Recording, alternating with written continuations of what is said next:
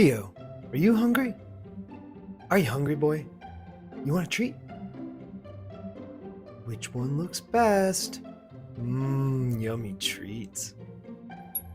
If you're wondering what my dog's treats have to do with today's video, I'll explain that in a minute. But first, the other day, I was thinking about how humans used to struggle with making fire, and now we're building robots to send to other planets. It's a pretty drastic change in a relatively short time. So for today's video, I thought I'd tackle a simple topic. What is science? So let's start by going over the scientific method. We are where we are today, in large part due to science. Asking questions, identifying problems, and finding a way to get answers and solutions. And a great way to do science is with independent and dependent variables. It's not the only way, but it is a great way. Now, you hear about them all the time in science class. Now let's figure them out. And so the question is, what are independent and dependent variables? Now you might not realize it, but you've been using these variables since you were a baby. Kids, and people for that matter, are natural scientists. You have problems, then you try to find solutions by running tests.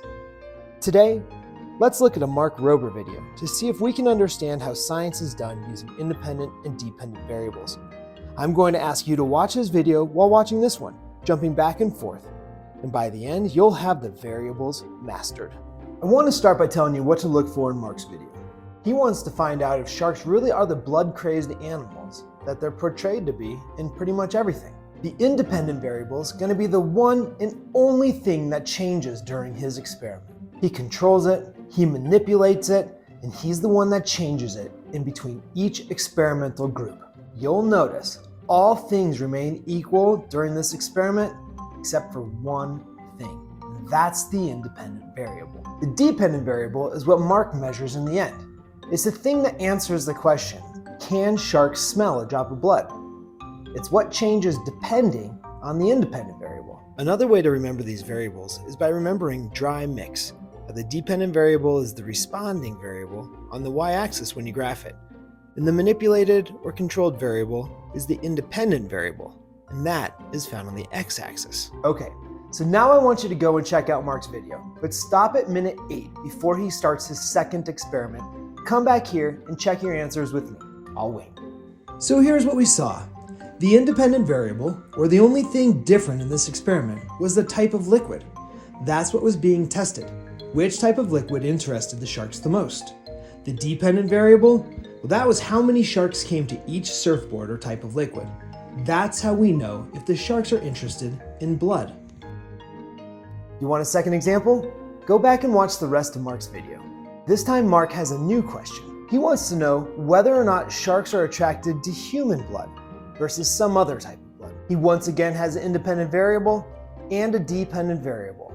And when you're finished watching the video, the answer is pretty clear. You see, people have been doing this forever. Think back to the fire that people once had to harness, and now look at what we're doing across the solar system. And this method of thinking, it's used by everybody.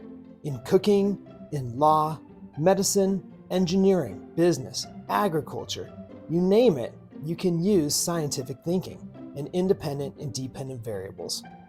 And now back to Theo. Did you figure out the independent and dependent variable? The independent variable was the type of treat I gave him. The dependent variable, how much of it he ate. Now, this experiment wasn't the best, but he's so cute, I figure it doesn't matter. I'm Dave with So the Question Is. Thanks for watching.